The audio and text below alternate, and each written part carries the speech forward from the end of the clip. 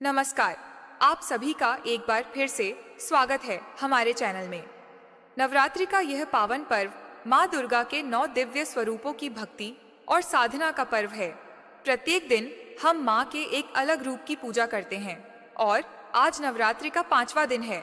इस दिन हम सब मिलकर आराधना करते हैं माँ स्कंद माता की। माँ का यह स्वरूप प्रेम, करुणा और मातृत्व की जीवंत मूर्ति है। वे अपनी गोद में अपने पुत्र कुमार स्कंद को धारण करती हैं और हमें यह संदेश देती हैं कि वह केवल अपने पुत्र की ही नहीं बल्कि संपूर्ण सृष्टि की जननी है। मित्रों, माँ स्कंद माता की कथा केवल एक देवी की महिमा नहीं है, बल्कि यह हमें बताती है कि कैसे अधर्म चाहे कितना ही शक्तिशाली क्यों न हो, अंततः धर्म की विजय निश्चित होती है। बहुत समय पहले तीनों लोकों में आतंक का वातावरण था। असुरराज तरकासुर अपनी शक्ति और अहंकार में इतना बढ़ चुका था कि देवताओं तक को चुनौती देने लगा। वह अपनी साधना से ब्रह्मा जी को प्रसन्न कर चुका था। जब ब्रह्मा जी उसके सामने प्रकट हुए तो उसने मांगा, हे प्रजापिता ब्रह्मा, मुझे ऐसा वरदान दीजिए कि मेरा वध केवल भगवान शिव के पुत्र द्वारा ही हो सके। ब्रह्मा जी ने उसकी कठोर तपस्या से प्रसन्न होकर उसे यह वर दे दिया, लेकिन तरकासुर के मन में यह विश्वास था कि भगवान शिव कभी विवाह नहीं करेंगे और न ही उनका कोई संतान होगी।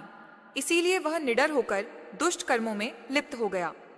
धीरे धीरे उसका आतंक इतना बढ़ गया कि धरती, स्वर्ग और पाताल तक कोई सुरक्षित नहीं रहा। देवता, अर्षि, मुनि और साधु संत सब उसके अत्याचार से पीड़ित हो गए। सभी देवता भगवान विष्णु के शरण में पहुंचे और बोले, हे विष्णु भगवान, अब हमारी रक्षा कीजिए। तरकासुर का आतंक सहन नहीं हो रहा। उसके पास ब्रह्मा जी का वरदान है, इस कारण हम उसका कुछ नहीं बिगाड़ सकते। भगवान विष्णु ने शांत स्वर में उत्तर दिया, इस संकट का निवारण केवल तब होगा जब भगवान शिव का विवाह होगा और उनके घर एक तेजस्वी पुत्र जन्म लेगा। वही तरकासुर का अंत करेगा। यह सुनकर सभी देवताओं की आशा फिर से जाग उठी। उन्होंने हिमालय की कन्या पार्वती को भगवान शिव का वरण करने के लिए कठोर तपस्या करने की प्रेरणा दी। पार्वती ने पर्वतराज हिमालय पर जाकर वर्षों तक कठोर तपस्या की। उन्होंने जल, फल, यहाँ तक कि पत्तों का भी त्याग कर दिया। कभी वे धूप ताप में खड़ी रहीं, कभी बर्फ की शीतलता में। उनकी तपस्या इतनी महान थी कि पूरे ब्रह्मांड का संतुलन प्रभावित हो गया। अंततः उनकी भक्ति और अटूट निष्ठा से प्रसन्न होकर भगवान शिव ने उनसे विवाह के लिए सहमति दी। उनका दिव्य विवाह संपूर्ण सृष्टि के लिए एक उत्सव बन गया कि कुछ समय बाद माता पार्वती ने एक दिव्य पुत्र को जन्म दिया। वह बालक अद्भुत तेज और आभा से युक्त था। उसका नाम रखा गया कार्तिकेय और वे आगे चलकर स्कंद कुमार के नाम से प्रसिद्ध हुए। देवताओं ने हर्षोल्लास से घोषणा की, अब अधर्म का नाश निश्चित है। बालक स्कंद को देखते ही सभी देवताओं के मुख पर प्रसन्नता छा गई। उनकी आंखों में आशा की किरणें झिलमिला उठीं। समय बाद देवताओं और दानवों के बीच भयंकर युद्ध छिड़ गया। असुरों की सेना इतनी विशाल थी कि देवता भयभीत हो गए। तब देवताओं ने महादेव और माता पार्वती से सहायता मांगी। माता ने अपने बालक स्कंद को गोद में उठाया और कहा, बेटा, अब समय आ गया है जब तुझे अपने धर्म और अपनी शक्ति का परिचय देना होगा। ये दानव अधर्म और अन्याय की सारी सीमाएं पार कर चुके हैं। अब तुझे ही उनका अंत करना होगा।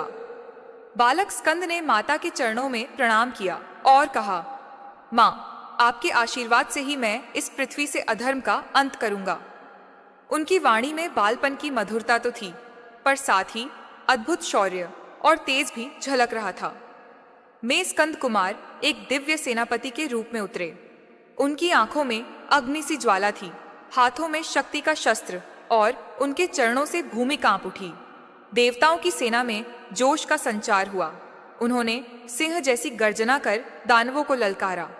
एक एक कर असंख्य दानव उनके सामने धराशायी हो गए। उनके शस्त्रों की चमक सूर्य की किरणों की तरह चारों ओर फैल रही थी। अंततः स्कंद कुमार ने असुरराज तरकासुर को युद्ध भूमि में परास्त कर दिया।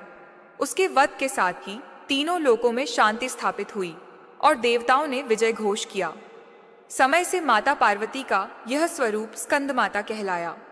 वे कमल पर विराजमान होती हैं, 4 भुजाओं से अलौकिक तेज बिखेरती हैं, 2 हाथों में कमल पुष्प, एक हाथ में अपने पुत्र स्कंद को गोद में धारण किए हुए और एक हाथ से अपने भक्तों को आशीर्वाद देती हैं।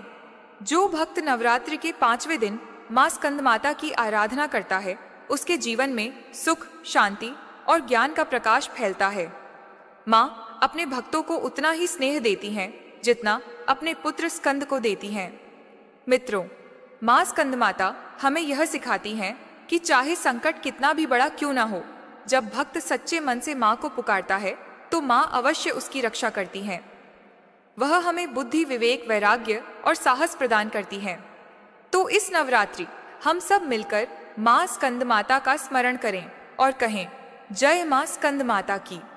अगर आपको यह कथा पसंद आई हो तो कृपया इस वीडियो को लाइक करें, अपने मित्रों और परिवार के साथ शेयर करें और हमारे चैनल को सब्सक्राइब करना न भूलें, ताकि आप नवरात्रि की अन्य दिव्य कथाओं और भक्ति वीडियो सबसे पहले देख सकें।